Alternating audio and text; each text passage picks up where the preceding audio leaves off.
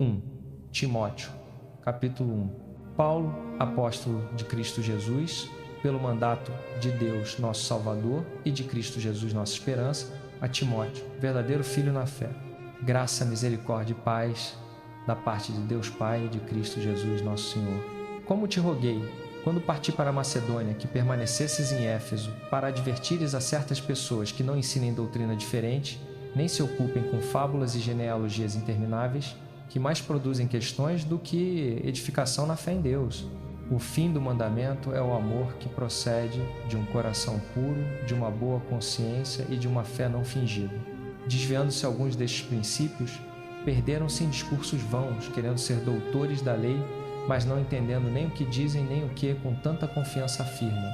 Sabemos, porém, que a lei é boa, se alguém dela usar legitimamente, reconhecendo que a lei não é feita para o justo, mas para os transgressores e rebeldes, para os ímpios e pecadores, para os profanos e religiosos, para os parricidas e matricidas, para os homicidas, para os que se deitam com varões, para os sequestradores, para os mentirosos, para os perjuros e para tudo quanto é contrário à sã doutrina, segundo o Evangelho da glória do Deus bem-aventurado que me foi confiado. Dou graças àquele que me fortaleceu, a Cristo Jesus, nosso Senhor, por me haver considerado fiel, pondo-me no seu ministério, a mim que noutro tempo era blasfemo, perseguidor e injurioso, mas alcancei misericórdia, porque o fiz ignorantemente na incredulidade. E a graça de nosso Senhor superabundou com a fé e o amor que há em Cristo Jesus. Esta palavra é fiel e digna de toda aceitação. Cristo Jesus veio ao mundo para salvar os pecadores, dos quais eu sou o principal, mas por isso alcancei misericórdia, para que em mim, o principal dos pecadores, Cristo Jesus mostrasse toda a sua longanimidade como exemplo para os que haviam de crer nele para a vida eterna. Ora, ao Rei eterno, imortal, invisível, ao único Deus, seja honra e glória para todo sempre. Amém. Esta advertência te dirijo, filho Timóteo, conforme as profecias que anteriormente foram feitas a teu respeito, para que por elas pelejes a boa batalha, conservando a fé e a boa consciência, que alguns, tendo rejeitado, vieram a naufragar na fé, entre os quais Himeneu e Alexandre, os quais entreguei a Satanás, para que aprendam a não blasfemar. 1. Timóteo, capítulo 2. Exorto, pois, antes de tudo que se façam súplicas, orações, intercessões e ações de graças por todos os homens, pelos reis e por todos os que estão em eminência, para que vivamos vida quieta e sossegada, em toda piedade e honestidade. E isto é bom e agradável diante de Deus, nosso Salvador, o qual quer que todos os homens sejam salvos e cheguem ao pleno conhecimento da verdade. Porque há um só Deus e um só mediador entre Deus e os homens, Cristo Jesus, homem, o qual se deu a si mesmo em resgate por todos, testemunha este dado em tempos próprios.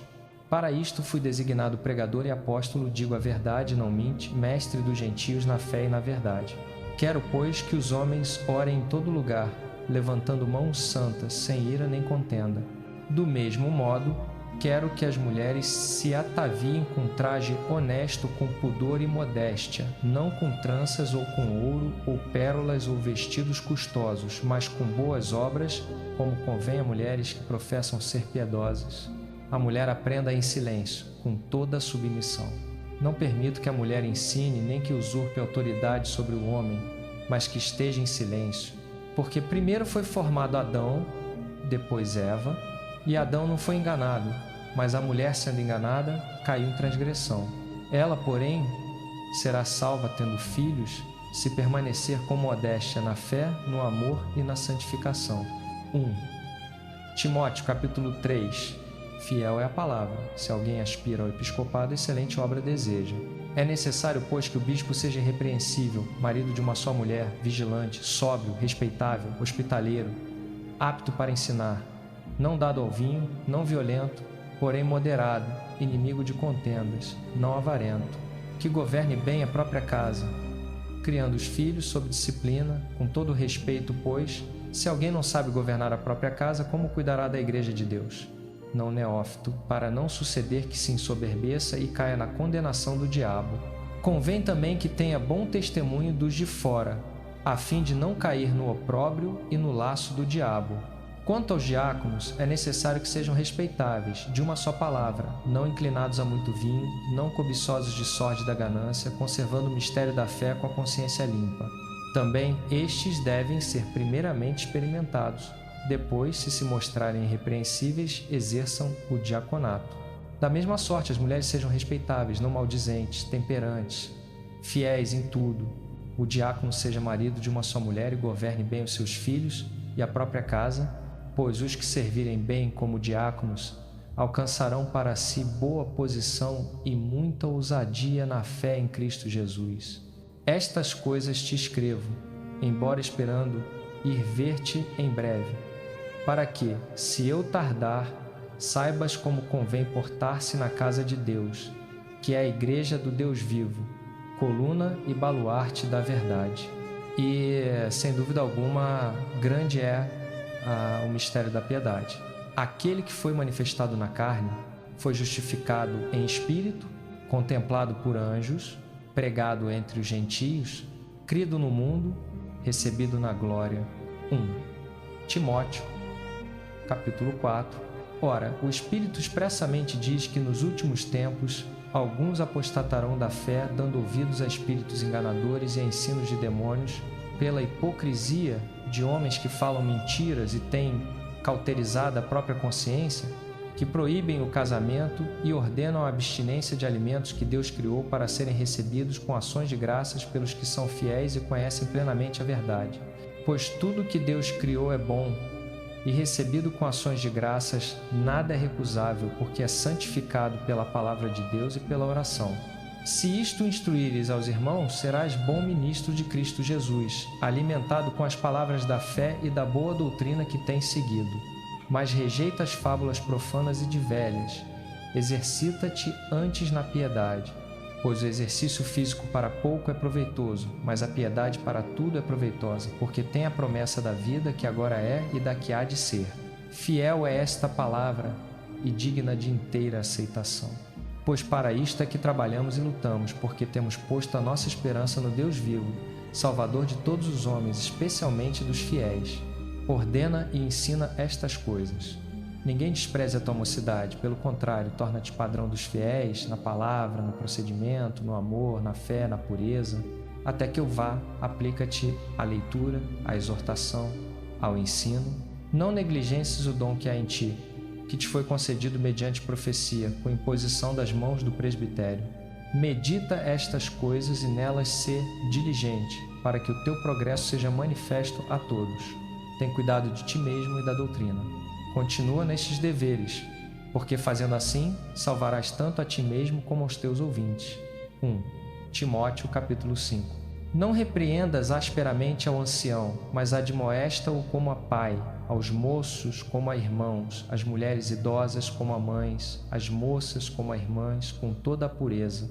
Honra as viúvas verdadeiramente viúvas, mas, se alguma viúva tem filhos ou netos, aprendam eles primeiro a exercer piedade para com a própria casa e a recompensar seus pais, pois isto é aceitável diante de Deus. Aquela, porém, que é verdadeiramente viúva e desamparada, espera em Deus e persevera em súplicas e orações noite e dia. Mas a que vive em prazeres, vivendo, está morta. Ordena, pois, estas coisas para que sejam irrepreensíveis. Se alguém não tem cuidado dos seus, e especialmente dos da própria casa, tem negado a fé e é pior do que o descrente, não seja inscrita como viúva nenhuma que tenha menos de 60 anos e só que tenha sido mulher de um só marido, tendo testemunho de boas obras. Se criou filhos, se exerceu hospitalidade, se lavou os pés aos santos, se socorreu os aflitos, se praticou toda boa obra, mas rejeita as viúvas mais novas, porque, quando se tornam levianas contra Cristo, querem casar-se, tendo condenação por haverem violado a primeira fé. Além disso, aprendem também a ser ociosas, andando de casa em casa, e não somente ociosas, mas ainda faladoras e intrigantes, falando o que não convém. Quero, pois, que as viúvas mais novas se casem, criem filhos, governem a casa e não deem ocasião ao adversário de maldizer, pois já algumas se desviaram seguindo a Satanás. Se alguma crente tem viúvas em casa, socorra-as e não seja a igreja sobrecarregada, para que socorra as que são verdadeiramente viúvas. Os presbíteros que governam bem sejam tidos por dignos de duplicada honra, principalmente os que trabalham na palavra e no ensino. Porque, diz a Escritura, não amordaces o boi quando pisa o trigo, e digno é o trabalhador do seu salário, Não aceites denúncia contra presbítero, senão por 2 ou 3 testemunhas. Aos que pecarem, repreende-os na presença de todos, para que também os outros tenham temor.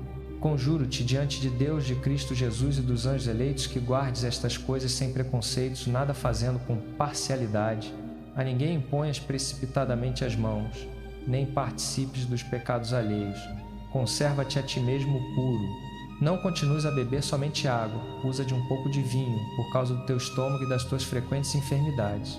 Os pecados de alguns homens são manifestos antes do juízo, os de outros, porém, só depois. Do mesmo modo também as boas obras são manifestas, e as que não o são não podem ficar ocultas. 1 Timóteo, capítulo 6. Todos os servos que estão debaixo do jugo considerem seus senhores dignos de toda honra, para que o nome de Deus e a doutrina não sejam blasfemados. Os que têm senhores crentes não os desprezem por serem irmãos, antes os sirvam ainda melhor, porque eles que se beneficiam do seu bom serviço são crentes e amados. Estas coisas ensina e exorta. Se alguém ensina outra doutrina e não se conforma com as sãs palavras de nosso Senhor Jesus Cristo e com o ensino segundo a piedade, é soberbo e nada entende, mas delira acerca de questões e contendas de palavras, das quais nascem inveja, contendas, blasfêmias, suspeitas malignas, altercações sem fim, por homens de mente corrupta e privados da verdade, que julgam a piedade negócio. De fato, grande fonte de lucro é a piedade com contentamento, porque nada trouxemos para este mundo, e manifesto é que nada podemos levar dele, tendo porém sustento e com que nos cobrirmos, estejamos com isso contentes. Mas os que querem ficar ricos caem em tentação e laço, e em muitas concupiscências insensatas e perniciosas, que afogam os homens na ruína e perdição, porque o amor do dinheiro é raiz de todos os males. E alguns, nessa cobiça, se desviaram da fé, e a si mesmos se atormentaram com muitas dores. Tu, porém, ó homem de Deus, foge destas coisas. Antes segue a justiça, a piedade, a fé, o amor, a constância, a mansidão. Combate o bom combate da fé. Toma posse da vida eterna, para a qual foste chamado e fizeste boa confissão diante de muitas testemunhas.